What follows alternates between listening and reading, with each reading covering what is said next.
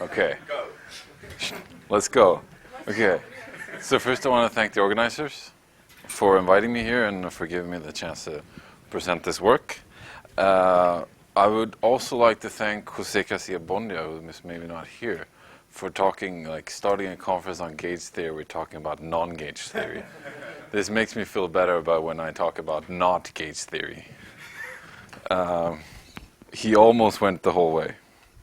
Let me mention here that this is joint work with Heikko Gimpelainen and Richard Nest. So the heavy analysis stuff, I'm not doing like Brahm and avoiding all the analysis. This is only analysis. All the heavy analysis. What? Strap yourselves in. Yeah, exactly. Right. Buckle down. All the heavy analysis computation is done with Heikko, and all the deep insight is from discussions with Richard. So this work is forthcoming with Richard, I hope, someday. The plan is to first give some motivation from noncommutative geometry. Then we'll talk about the operator star algebra of Hölder functions. So we're all experts on operator star algebras now because of Jens' lovely introduction to this morning. Then we'll talk a bit about Dixmuir traces and how to define certain cyclic cocycles from this. And in the end, we'll compute the living daylight out of an example on S1. So we'll see this in action. So a spectral triple. This is one way to define a spectral triple. So it's going to be a triple. I count, if you put in the J operator, I count more than 3 things in a spectral triple. So I'm going to go with this simple definition of an actual triple. So it's a C-star algebra which contains a dense star subalgebra, curly A, and the C-star closure acts on the Hilbert space H. We have a self-adjoint operator, compact resolvent, and the curly A is a subalgebra of the Lipschitz algebra. So these are all elements of the C-star algebra preserving the domain and having bounded commutators. So it's the biggest possible algebra that you can have. So as we all know, noncommutative geometry is a non-theory. It's like the theory of nonlinear PDEs is based on examples. And you develop techniques adapted to certain examples. And the underlying theory is maybe, hopefully, developing. It's not really there. You focus on examples, and that's how the theory develops, as in any other non-theory. But to sort of build a theory out of a non-theory, you don't just need to understand the examples, but you also need to understand the non-examples. So this is what we're going for kind of today, to understand some non-examples. And the point of entry is in this star algebra A. So this is some kind of differentiable structure, we've been told in the Bible. And the question is, how differentiable is really such an algebra? So we've been taught to think about this as smooth functions, but we can clearly do things that are wrong. And I usually find it very difficult to make a precise description of what NCG is. So I'm going to go with the precise mathematical goal of perhaps trying to understand manifolds from using Hilbert space methods, and then try to generalize these methods to more general C-star algebras. But this means that the starting point would always be manifolds. So in this case, we start with a closed Riemannian manifold M, Clifford bundle, and a Dirac operator. Then we get a spectral triple. So this is the prototypical example. And the curly A here, this algebra, you can do with any algebra intermediary between the smooth functions and the Lipschitz functions. So you can even go a bit smaller sometimes than the smooth functions, but you can never get bigger than the Lipschitz algebra. So the Lipschitz functions are those that have this property that the difference between A and X and A and Y is bounded by the distance. So this coincides with the Lipschitz algebra defined from the spectral triple. So this is the biggest possible algebra.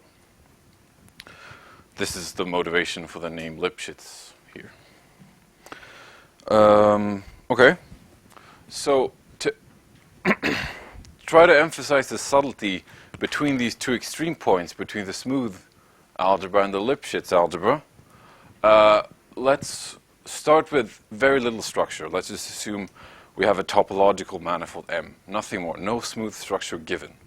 We're going to assume there exists one always, but we don't care about which one we pick yet.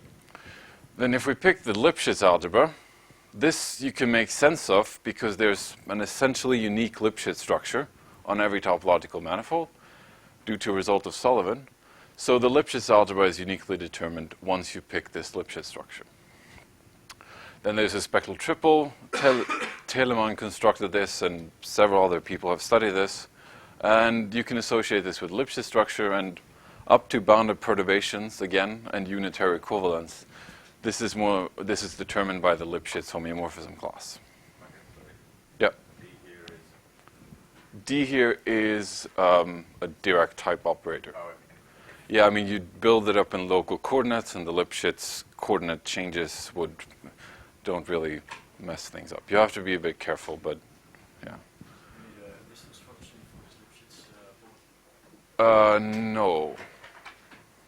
I mean, you can define it in local coordinates once you've chosen the Lipschitz structure.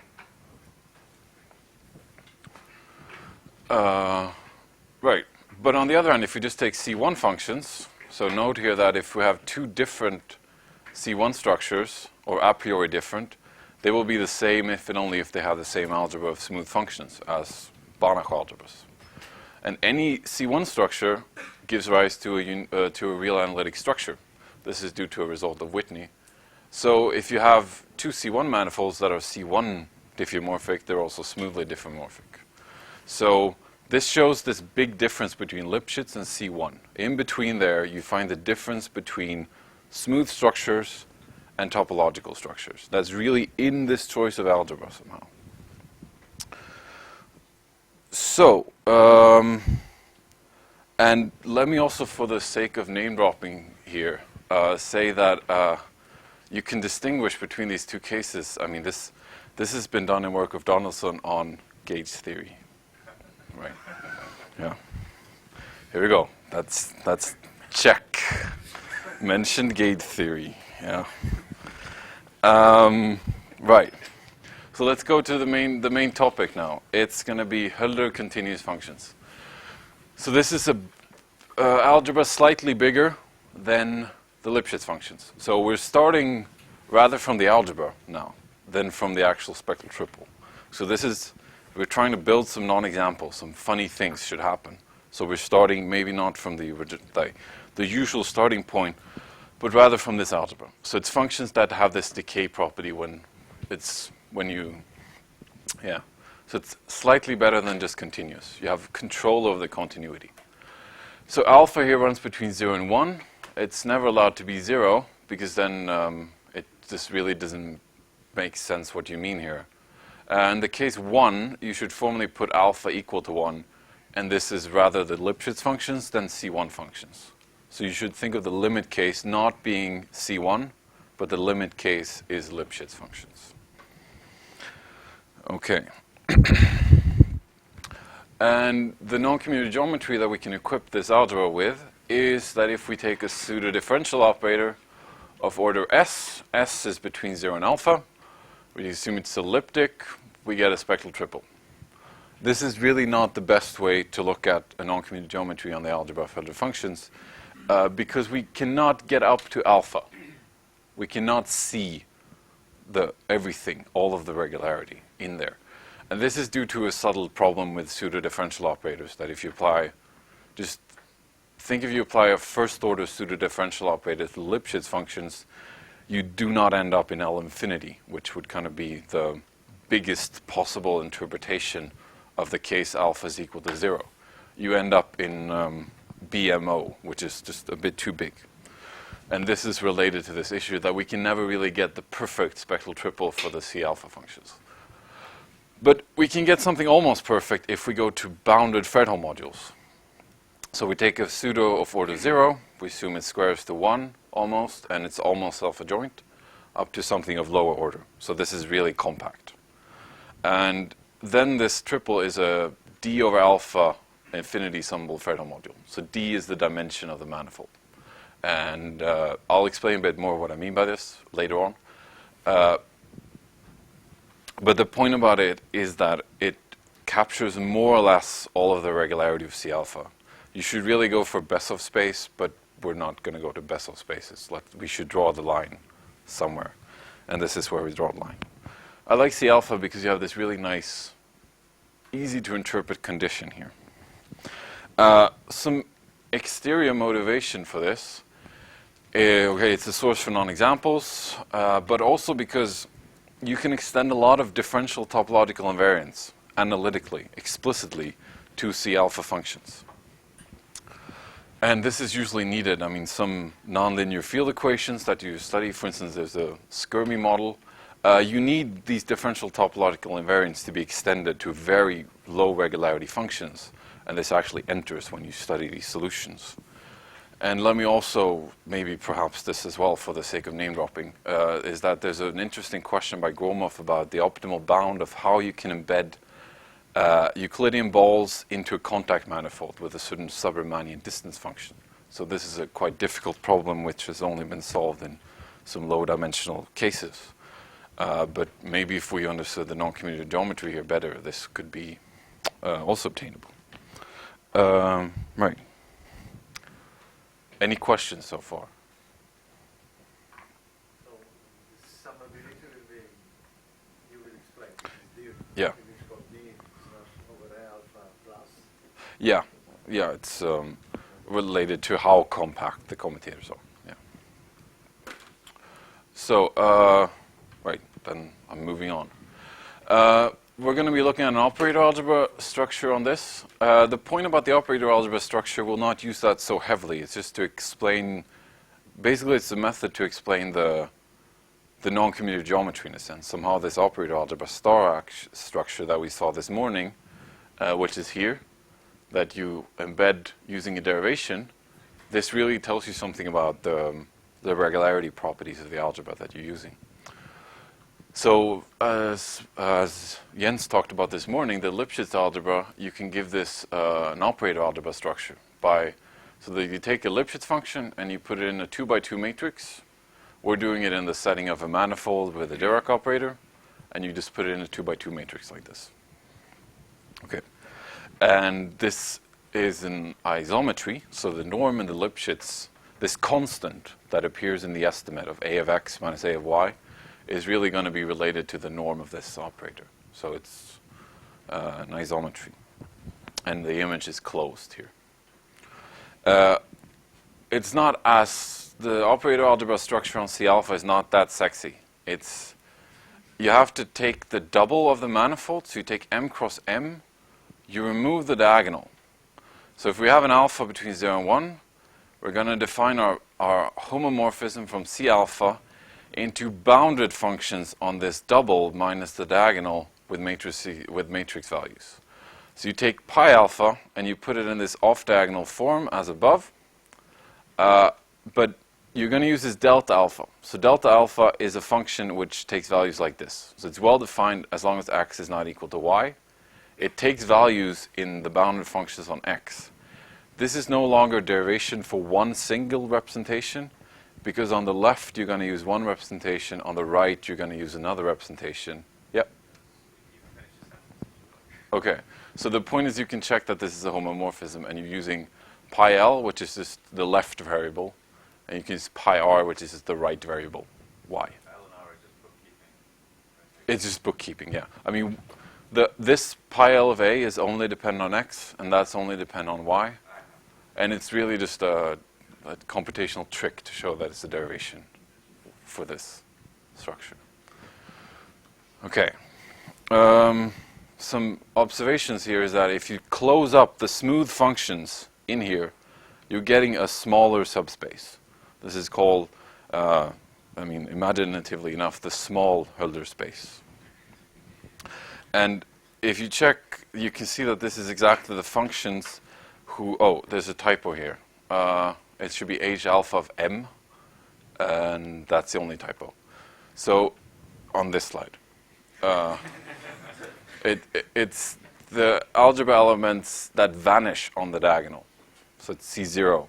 So this means that this quantity here is actually going to 0 as x goes to y. So this, in small neighborhoods on the diagonal, you can make these constants smaller and smaller. And this is just saying that you have something slightly better than alpha, but you can't really, it's not a positive entity that it's, I mean, you can't really say how much better. But for instance, if you take an element of C beta, where beta is strictly bigger than alpha, this extra space between beta and alpha is enough to make this vanish on the diagonal. So any better regularity than alpha will land you in the small Hölder space. So maybe I should give an example of a function not in there. Oh shit, this is getting complicated. No. How? Oh. Here we go. Take the function x maps to x alpha. This looks something like this. And that's not in the small Hölder space. You can try to approximate it by smooth functions, but you're never going to get convergence of the Hölder norm here. It's just bad. And there's a plethora of other elements that are not in the small Hölder space. The deviation between the Hölder space and the small Hölder space is huge. There's tons of things in there. We will see towards the end things that are extremely Hölder continuous. And this will be possible to quantize in a very precise way exactly how bad they are. So, there's a lot of rich structure going in here. Let me also do some further funny stuff. Call omega the stone check boundary of this space X. So this is defined simply as the quotient of all boundary functions by the functions vanishing on the diagonal. Call Q the quotient map. With this notation, the small Hölder space is the kernel of this derivation. Okay. So, M is compact, yeah. Closed, no boundary, nothing. Think of the circle. Okay. So, a few remarks here. The Lipschitz algebra, if you embed this into the L-infinity sections, it's actually closed in the strong operator topology. It's not just closed in the C-star topology, but it's closed in the von Neumann algebra topology here. So the Lipschitz algebra it has the flavor of a von Neumann algebra, but the star operation is not surviving there. So it's really huge. I'm going to let this sink in for a few seconds. Yeah. Feel the weight on your shoulders of the Lipschitz algebra. And also, if you take alpha smaller than 1, C alpha is the bidual of the small Hölder space. This is due to a result of Weaver. And also, as I mentioned, it's non-separable if you have positive dimension. Because of compactness, dimension 0 is just a few points. Right. So, more about this space omega. So, we can actually view omega as a kind of thickening of the unit vector fields on M. So if we look at the diagonal, and we blow up the diagonal, this is going to give, over every point on the diagonal, the blow up is going to have a fiber which is exactly unit vectors in the tangent bundle. So this gives you an embedding of the functions on the units vectors on the tangent bundle into the functions on omega.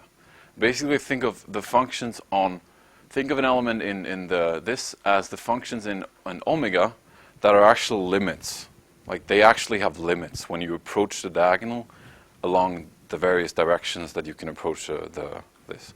So these are functions having limits on the diagonal, but depending on the direction you approach them in. Inside of there, they're the functions on M. The embedding of the functions on M into the functions on omega is either by pullback along the second projection or the first projection. It doesn't really matter. So you get this more or less a kind of fiber bundle. You can show these are locally trivial. So you get this big fiber bundle over M, and it factors over the sphere bundle, right? So if you take alpha equal to 1, and you put in a smooth function A, and you evaluate this derivation delta 1 in that point, it's actually just going to be derivative along the kind of the image down in the tangent bundle, right? So the inverse image of a vector is really just extensions of directional derivative. It's like you can make sense of a directional derivative as long as you pick a pre-image. Okay. So, we might ask, is this a weird artifact of the fact that we're choosing a really strange space, that we can do all of these funny things?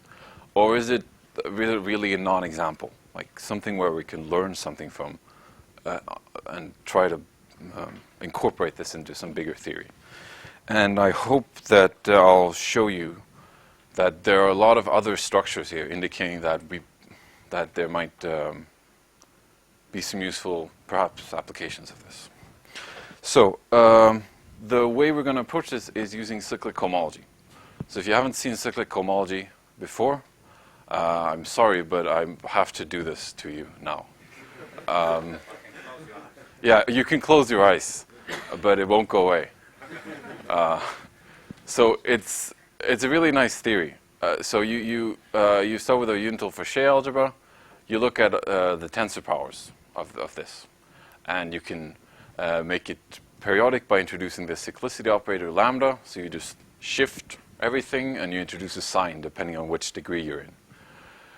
And there's an algebraic differential here, the Hochschild differential, and this you can make into so this forms a complex both with the CK and the one that is made periodic somehow, or made cyclic. And the homology of this complex is called the cyclic homology of the cyclic complex, and the homology of the not cyclic complex, the Hochschild complex, is called the Hochschild homology. You have dual cohomology theories, Hochschild cyclic cohomology and Hochschild cohomology. If you haven't seen this before, don't worry too much. I'll give an example later on of how you should think of this. But the useful aspect of it, of having both cyclic and Hochschild, is that they fit together in a long exact sequence. So there's a certain periodicity operator on cyclic theory, which fits very nicely with this operator I. I is just the map from Hochschild to cyclic, which just implements the quotient. So it's just induced by the quotient. B is called the Kohn differential, and it all fits together very nicely. So when you do computations, you can, if you know cyclic, you can compute Hochschild, and sometimes vice versa. But the right, so this is was first studied by Kohn and Siegen, and later Richard has worked on this a lot, for instance, and several others in this room. So it's very useful for computing in index theory. So for a smooth manifold, there are the Kohn, Hochschild, Costant, Rosenberg isomorphisms. So if you put in a closed manifold, you take the smooth functions. The cyclic homology is given by some of the de Rham cohomology groups, as well as the differential forms modulo the exact forms. And the Hochschild is just given by the differential forms. So we're seeing de Rham cohomology, and we're seeing differential forms. We're seeing the differential topology. We're seeing all these things. So by analogy, you should think of the cyclic groups as something similar to de Rham cohomology, and the Hochschild as something similar to differential forms. And there are also dual isomorphisms to this. So the cyclic cohomology will be this de Rham homology plus some closed forms. Sorry, closed currents. And whenever you have a Fredholm module, it has to satisfy the extra condition that it squares to 1. And for all elements in the Curly algebra, you have a Schatten class element. So the kth power of this is a trace class. Then you get a cyclic cocycle. You put in a clever choice of constant here, only dependent on k, and you take the trace of this expression. This is the Chern character of the Fredholm module. And there was also a Hochschild character of a spectral triple. So if you have a summability of the resolvent, you can make sense of a Hochschild cocycle by choosing a Dixmuir trace. I'm going to define more detail what I mean by weak summability and by Dixmuir traces a bit later on.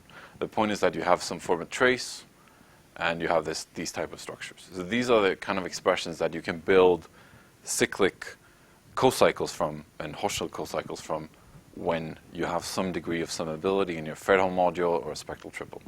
And this is how you compute pairings with K-theory, and this is how index theory enters. But we're not really going to do any index theory now.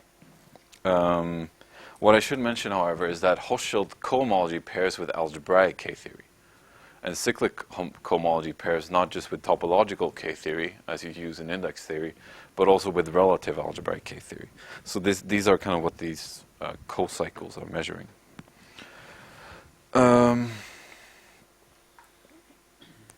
Right. And so we're seeing a lot of the differential topology, but we're only using in this language the fact that we have a Frechet algebra. So we could in principle put in the C alpha functions, and this is what we will do. Before doing so, let me give a few observations here. If you take a function in the Hölder space, a zero-order pseudo, the commutator here is in this weak Schatten class. And maybe this is the point where I should actually explain what this is. So,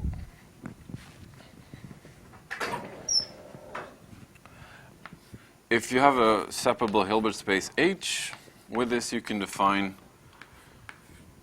the weak p-summable operators on this, and this is defined as the set of compact operators on H, such that if you look at the singular values of T, this is big O of K to the minus 1 over P.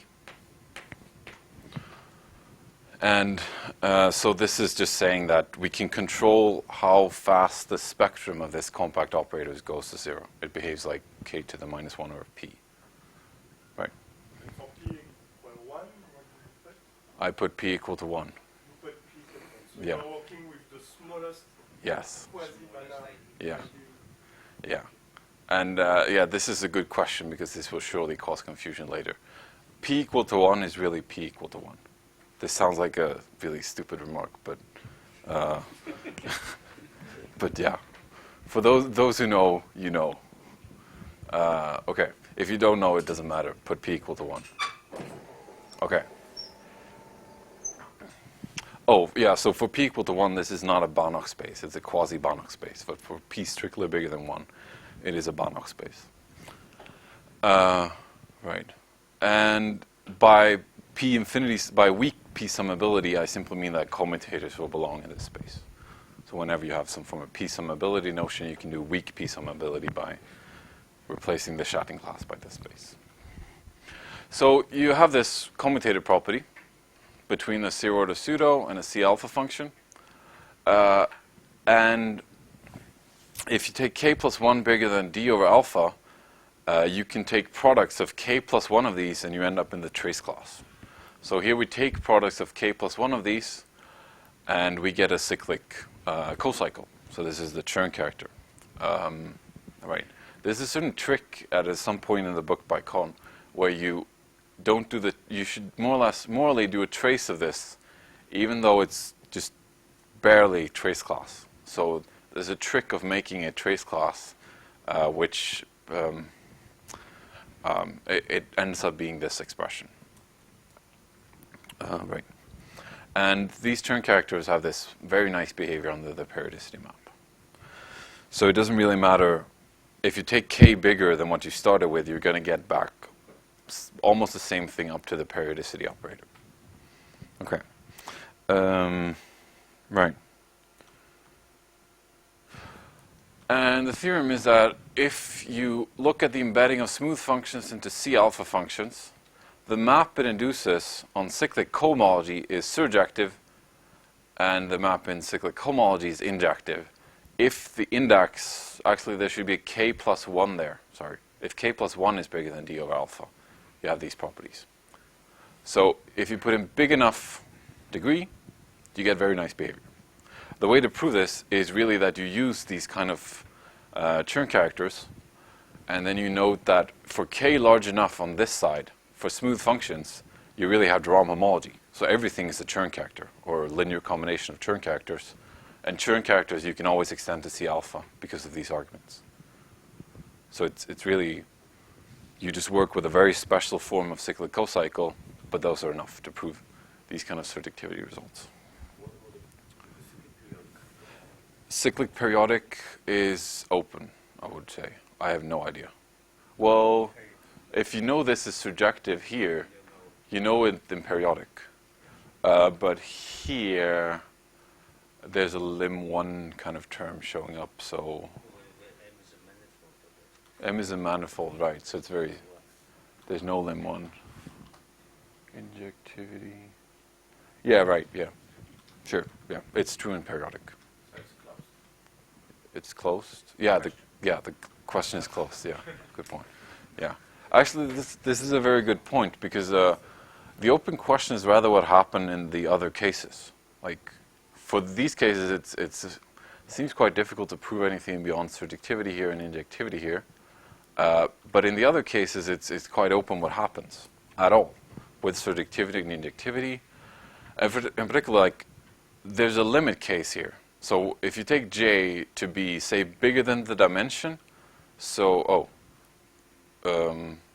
yeah, if you take J to be bigger than the dimension but still smaller than D over alpha, you can look at the Chern character. And the Chern character in these degrees would be injective for smooth functions, but you have no idea what's happening for the C alpha functions.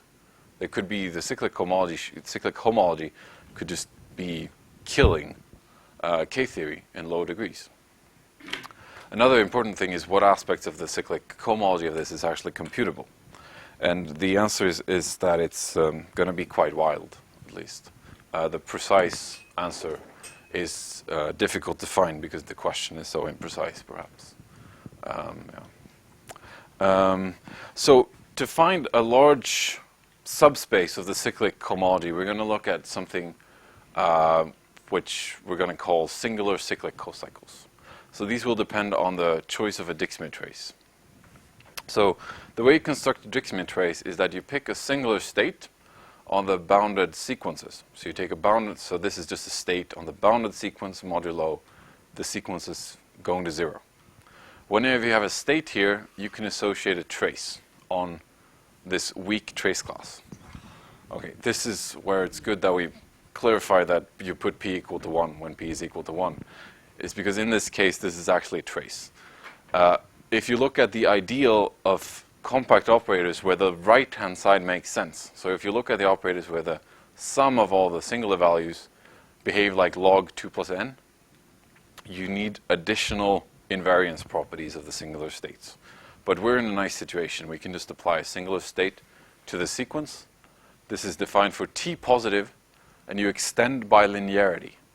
So to compute a Dixmuir trace, you would in principle have to take your operator, divide it up into a linear combination of 4 positive operators, compute eigenvalues for these 4 operators individually, and by the time you've done that, I mean, it's it's time for dinner, and not like dinner time in Holland has already passed by then.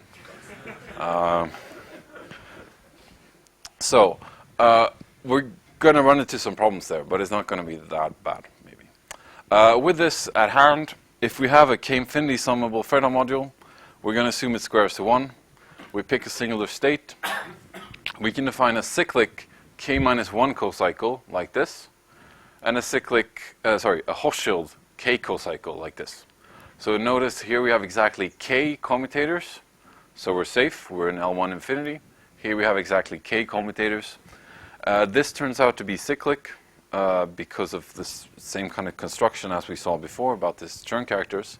For the same reasons, these are cyclic. For the funny thing is that the psi k omega would not exist if you just put a usual trace there. You cannot, it will not be well behaved. So the general properties is that both of these are closed in this B operator, and they give rise to class and cyclic cohomology, respectively Hochschild cohomology. So what I said before, that if you just take a usual trace here, this is no longer closed. So that's the problem. This is no longer closed if you pick a trace. The Dixmuir trace has the property that whenever you put in something in the trace class, this vanishes. And this is a property you need to prove that this is actually a closed cocycle. And the funny thing is that the periodicity operator applied to the CK is 0. And as you know, before, if something vanishes under periodicity, it must be in the image of B. So the pre-image is exactly psi k. Right. So now we might ask what happens on manifolds. This is where beginning of non-commutative life is found. We take f, for instance, to be the phase of a Dirac operator, but it could just be, in principle, anything that squares to 1, and this is pseudo. In the Lipschitz case, if you have this Fredholm module, it's D infinity summable, where D is the dimension. Sigma you can take just to be the principal symbol, so this is a function on the cosphere bundle, taking values in the endomorphisms, things like this. Then the cyclic version is going to be a multiple of an integral over the cosphere bundle by a certain product. And these brackets are Poisson brackets. And a similar expression exists for the Hochschild version. So the way you would prove this, if your functions were smooth, would be that you compute the principal symbol of all the commutators that appear. The function is smooth, you can compute with pseudo-differential calculus, and this is what you see. This is exactly what's going to show up if you do the pseudo-calculus. For Lipschitz functions, there's nothing of that sort. So you have to do something more clever. But you don't have to be that clever, actually. Because there is a result by Rochberg and Sem. They prove one of these inequalities, and in the paper by Kohn, Sondelmann, and Telemann, they prove the other inequality. In an appendix by Sem, in fact, they prove the other one. But if you have a function which is first derivative is LD, so the first derivative is D integrable, then the commutator's norm in this LD infinity space here is proportional to the LD norm of the gradient. Note that everything here is compact. So what this means is that you can actually, this norm is comparable to the norm of the gradient. So if you can approximate your Lipschitz functions by smooth functions in this norm that you obtain from the commutators, you would be home safe because the Dixmuir trace is continuous and both hand sides converge, because this is continuous in actually in this LD topology. So you note that the smooth functions are dense in the topology that you need in this expression. And then you just apply the Konvojitsky theorem where you computed these Dixmuir traces for smooth functions. Right, so the smooth functions are dense in the W1D, but they're not dense in this other weird Besov space. And this Besov space is exactly what enters when you go for other exponents than the dimension. So for the exponents bigger than the dimension, there's no real control over these norms. So I don't want to go into exactly what this is. But the point is that you have this large scale of function spaces. Hölder spaces appear as a special case. And the one which is optimal for these type of estimates is this Besov space. And the smooth functions are not dense there. So you can never transfer a computation of these Dixmuir traces to smooth functions. Could you explain the first subtlety? Because on the left-hand side is a commutator with the sign of Dirac, let's say. Yeah. And the right-hand side is a commutator with the Dirac itself. Yeah. So somehow this absolute value of Dirac is gone. Yeah. So this is an operator. So f commutes with small f. That's the operator we take the phase commutator function. And you measure the size of the singular values, right? What you do is you see how big constant you need to make this work. And that's the left-hand side. The right-hand side is the integral of the gradient to the power d. So on the left-hand side, we're viewing f as an operator. On the right-hand side, we're viewing f as a function. And this is really where, this is the power of this machine, that you can transfer it back to classical notions. So this is not a non-commutative estimate in that sense. I mean, you really need to use the fact that you have function spaces. Yeah. Okay. Other questions? Okay. Then we are getting into shape for computing things on the circle. And this is going to be Okay, this is the worst slide of the talk, I hope. Sorry? I haven't found any yet. So to compute Dixit traces, you need something more. And unfortunately for you, I actually have time to talk about this slide. So if you take a 0 to pseudo, they could have coefficients in a vector bundle. You take alpha between 0 and 1, that's our favorite range. S is negative number, but not smaller than minus alpha. So S plus alpha has to be positive, and S has to be negative. Then this commutator here actually extends from a negative sublet space to a positive sublet space. And the degree is exactly alpha. So note here you go from WS to WS plus alpha. So this is these images of the Laplacian operator. The point is you have this Weil law giving you spectral behavior of the Laplacian.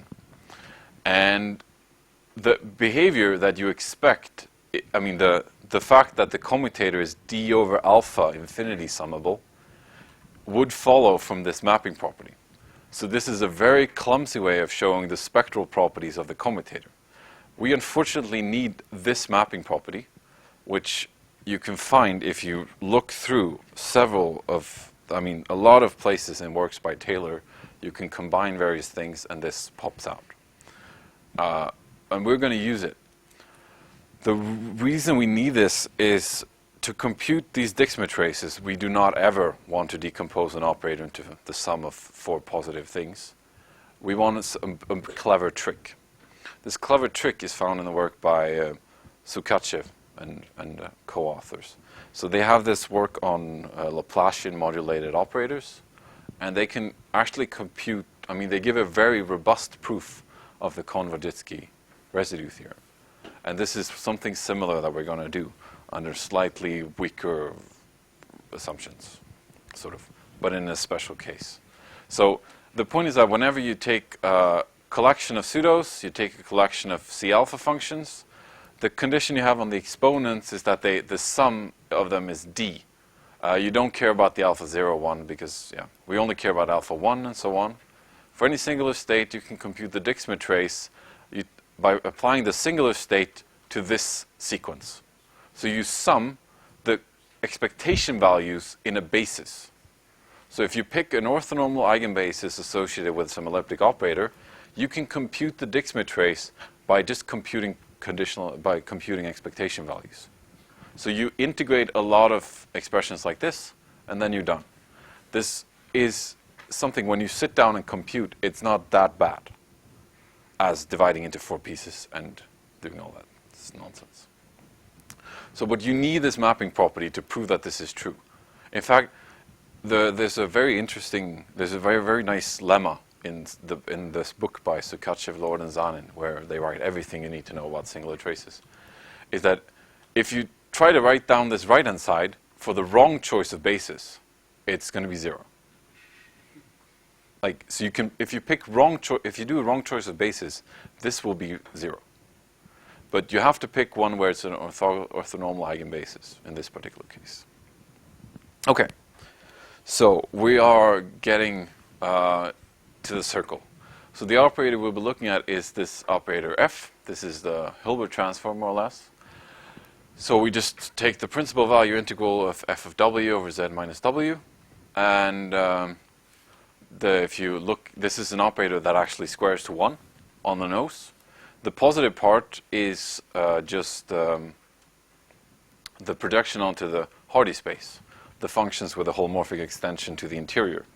And if you're getting bored, what you can do is you can show the following identity. You can show that if you take En of z to just be Zn, then f of En is equal to the sine of n plus a half times En. So this integral is actually something computable in the Fourier basis on the circle. Okay. It's left as an exercise. And, right.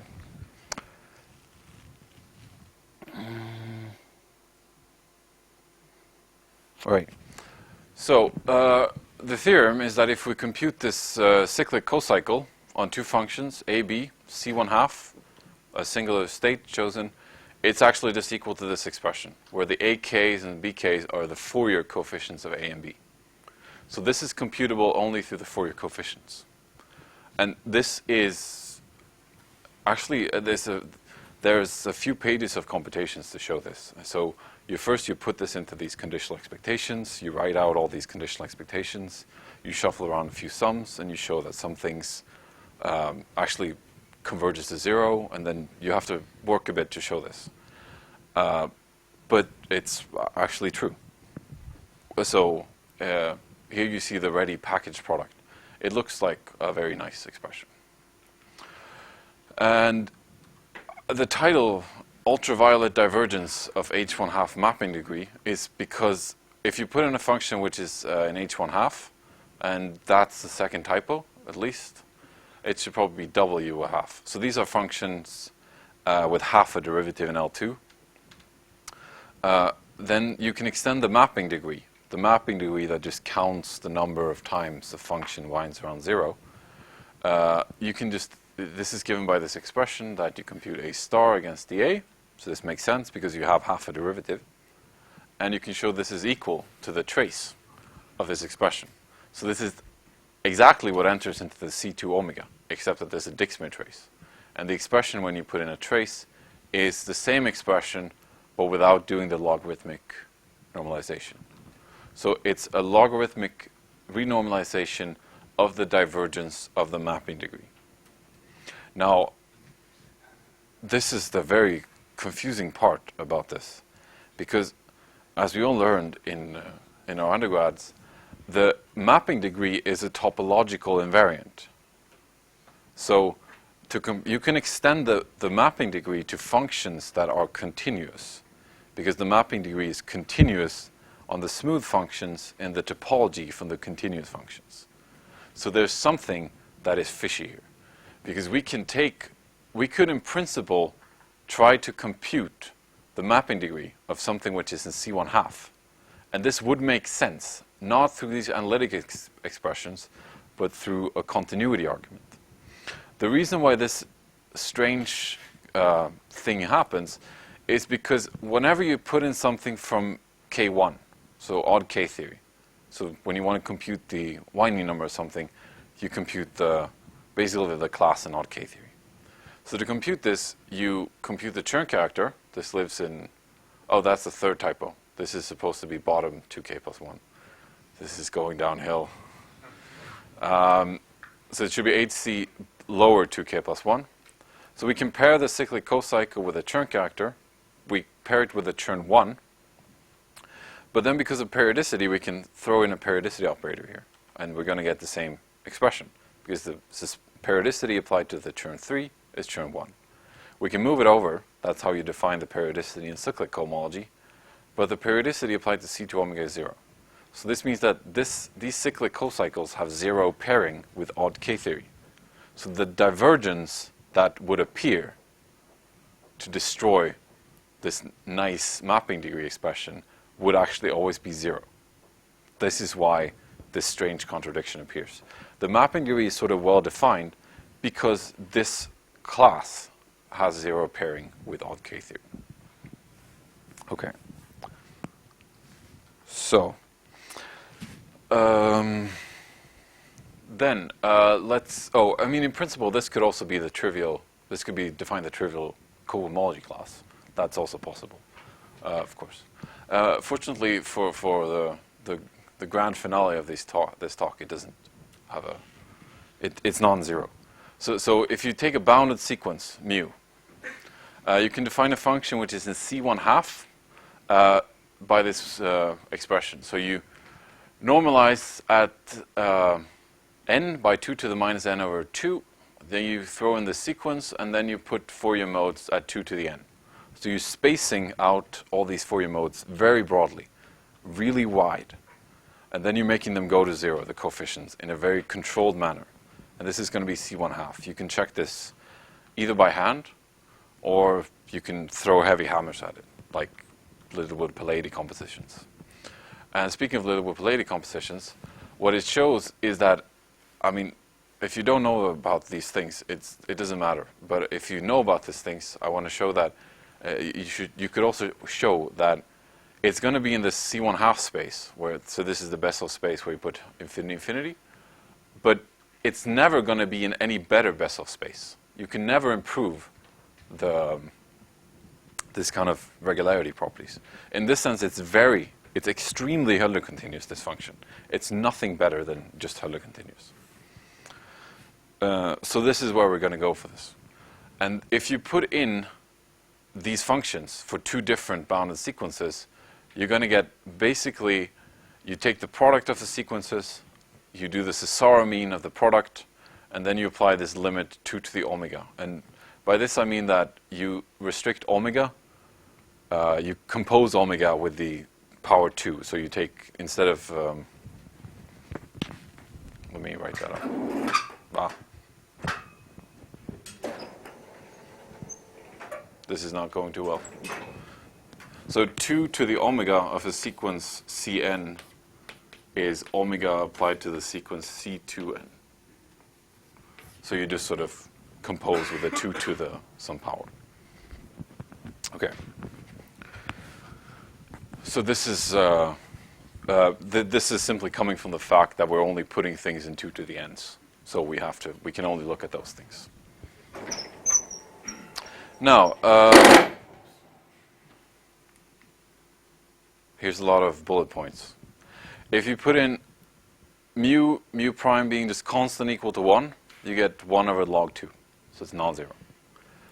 If you put in the positive, only the positive Fourier modes, so you do this Zeiger projection of this W mu, and on the other slot you put in the orthogonal, you put in the part that's in the orthogonal complement.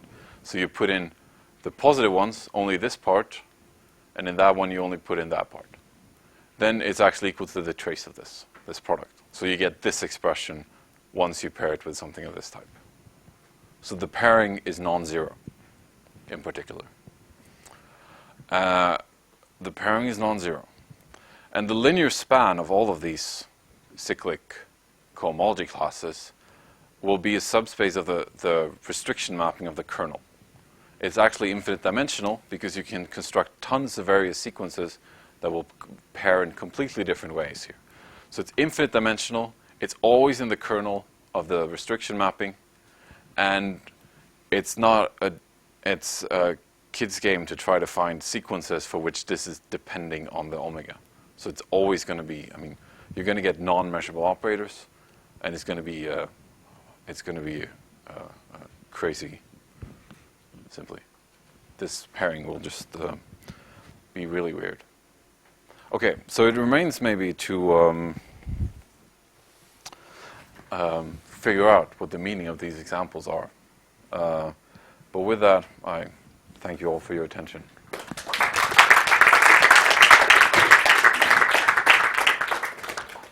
Before any questions, I just want to draw all of your attention to the master class that will take place in Copenhagen in a week in August, and it will be about sums of self-adjoint operators, Caspar products and applications. So it will be a lot of interesting stuff on the unbounded Caspar products and the applications in the standard model and topological insulators. So Walter is coming, Richard is organizing, Jens is coming, Brahm is coming.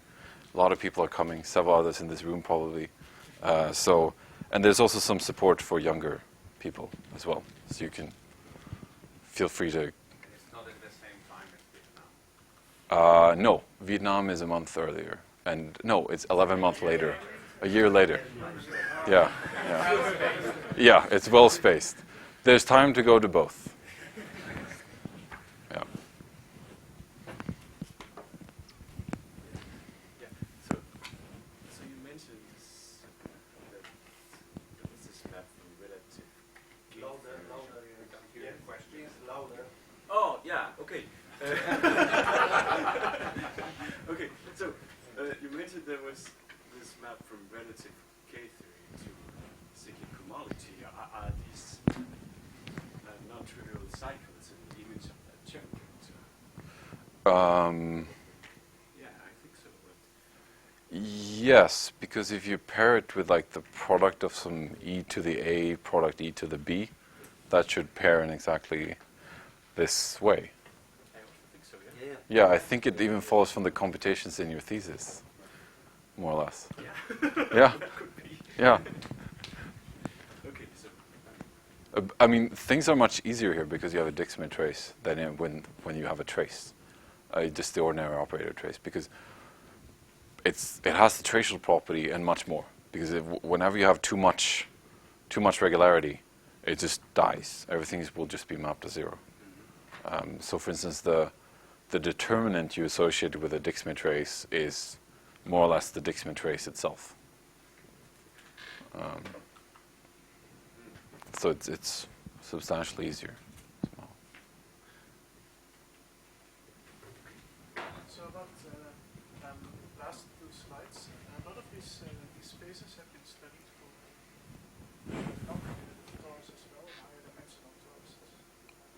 Do you have any idea how much of this goes through for certain non-commutative structures? What we can do is we can do everything up to a certain point on the torus and the non-commutative torus. But the problem is that somehow that when you compute the starting point of all computations is this. So when you do this, you expand all the functions in their Fourier modes, you do all the products, and then you sum over all these conditional expectations. And this means that if you have 2 dimensions, you're going to get a double sum for every product. And then, because you have, when you're in 2 dimensions, you would need to have 3 products of 3 things. So you would get a sum of 6 indices plus this k. So this sum of 7 elements, you can simplify it a bit, but we've sort of like hit. This is already for the classical? That's for the 2 torus. If you do 3 torus, you're going to get, it's growing quadratically, more or less. So it's getting fast out of hand.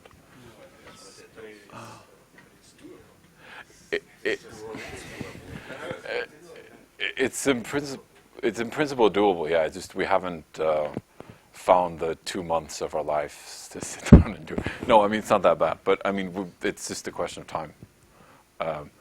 You could do one more feasible thing is to compute things maybe for the circle with 4 things instead of 2. And that we've gotten further with, say. Yeah.